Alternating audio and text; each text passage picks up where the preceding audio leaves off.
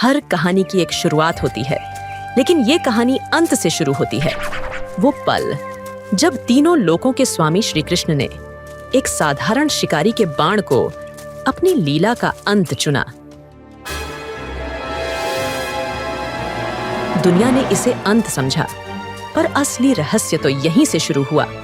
आखिर क्यों वज्र समान शरीर वाले कृष्ण का सिर्फ तलवार इतना कोमल रह गया? इस सवाल का जवाब हमें समय में बहुत पीछे ले जाएगा, लेकिन पहले देखिए वो क्षण जिसने सब बदल दिया। प्रभु, ये मैंने क्या कर दिया? मुझे हेलन का भ्रम हुआ था। मुझे क्षमा करे, मुझे मृत्यु दंड दे। शांत हो जाओ जरा, इसमें तुम्हारा दोष नहीं। तुम तो बस निमित्त हो। नियति ने यही लिखा था और तुमने केवल उसका कार्य पूरा किया।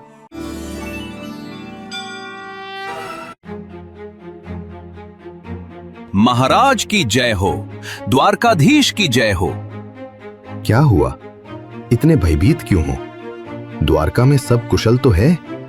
महाराज, नगर के बाहर महर्षि दुर्वासा अपने शिष्यों के साथ पधारे हैं और उन्होंने आपको बुलाया है। दुर्वासा ऋषि, उनका क्रोध तो प्रलय ला सकता है। महर्षि दुर्वासा केवल एक ऋषि नहीं, बल्कि चलती फिरती अग्नि परीक्षा। जहां भी जाते वहां अहंकार और भक्ति की असली कसौटी लगाते। गुरुदेव आए हैं। मेरे गुरुदेव ने इस दास को याद किया। ये तो मेरा सबसे बड़ा सौभाग्य है।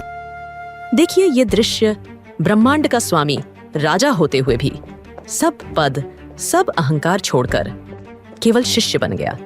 यही है भक्ति की पहली सीढ़ी। गुरुदेव प्रणाम। आपके चरण रथ से द्वारका आज पावन हो गई।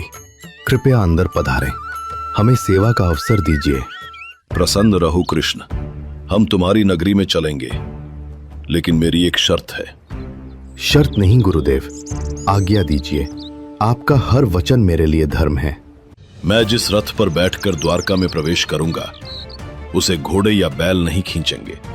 उसे खींचोगे तुम और तुम्हारी पटरानी रुक्मणी। क्या आपने कभी सोचा, एक सम्राट और साम्राज्य को रथ खींचने का आदेश? ये अपमान नहीं, ये अग्नि परीक्षा थी। गुरुदेव, जिस रथ पर आप विराजमान हो, उसे खींचने का अवसर तो देवताओं को भी दुर्लभ है। आपने मुझे और रुक्मणी को योग्य समझा, ये हमारा परम सौभाग्य है।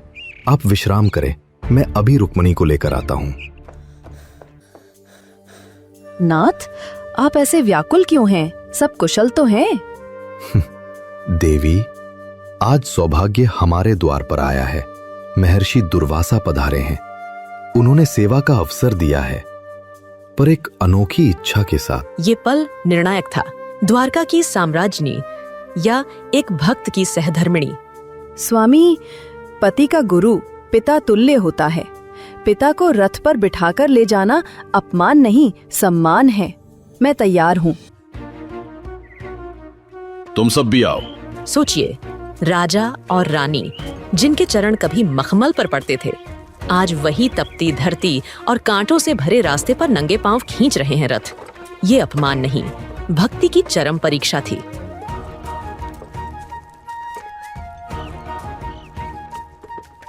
नाथ, प्यास से गला सूख रहा है। एक कदम भी और नहीं चल पा रही। धैर्य रखो प्रिय, बस द्वारका पहुंचने ही वाले हैं। अतिथि और गुरु से पहले जल पीना धर्म के विरुद्ध है। यही था धर्म संकट। एक ओर गुरु धर्म, दूसरी ओर पति धर्म। उसी क्षण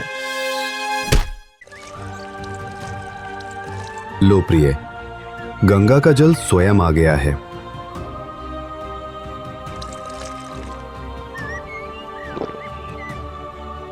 स्वामी, आप भी थक चुके हैं। मेरे अनुरोध पर आप भी थोड़ा जल ग्रहण कर लें।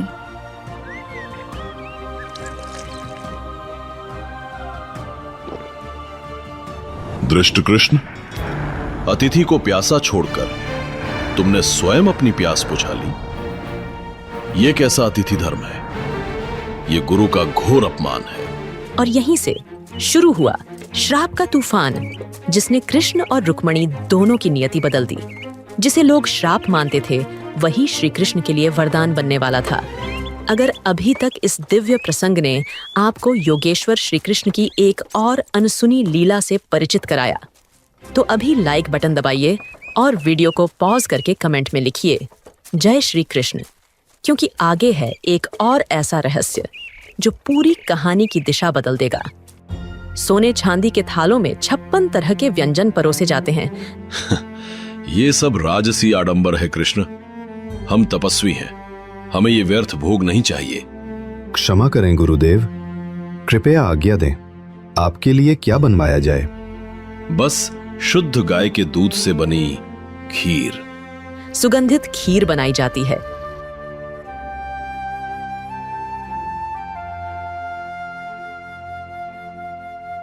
कृष्ण, इस बची हुई खीर को अपने पूरे शरीर पर लेप लो, अभी इसी समय। झूठी खीर पूरे शरीर पर। दरबार में हर व्यक्ति की सांस रुक गई। क्या भक्ति की कोई सीमा होती है? दरबार में फिर सन्नाटा। ये कैसी परीक्षा है? झूठी खीर को शरीर पर मलना। पर कृष्ण के चेहरे पर वही शांत मुस्कान थी। बिना कोई सवाल किए खीर को अपने गले, छाती, भुजाओं और चेहरे पर मलना शुरू कर दिया।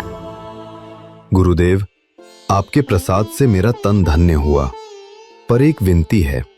ये आपका पवित्र प्रसाद है, पर मेरे चरण हर पवित्र और अपवित्र स्थल पर पड़ते हैं। इस पावन प्रसाद का अनादर नहीं कर सकता। कृपया मुझे इन्हें छोड़ने की अनुमति दें। कृष्ण, तुम्हारी गुरु भक्ति अद्वितीय है। तुम मेरी हर परीक्षा में खरे उतरे हो। मैं तुम्हें आशीर्वाद देता हूं। जिस जिस अंग पर मेरा ये प्रसाद लगा है, वो आज से वज्र के समान अजेय होगा। उस पर किसी भी अस्त्र शस्त्र का कोई प्रभाव नहीं पड़ेगा। पर जहां प्रसाद नहीं पहुंचा, वहीं रह गया कोमल। और नियति ने पहले ही तय कर लिया था, यही स्थान बनेगा कृष्ण लीला का अंतिम द्वार। प्रभु, मुझे क्षमा कर दीजिए। शांत हो जाओ जरा, तुम केवल निमित्त थे। ये क्षण पहले से लिखा था। अब आप जान गए क्यों वज्र समान शरीर का सिर्फ तलवा कोमल रहा। ये कमजोरी नहीं थी, ये गुरु भक्ति का परिणाम था। पिछले विजेताओं को धन्यवाद देते हुए अब आज का सवाल।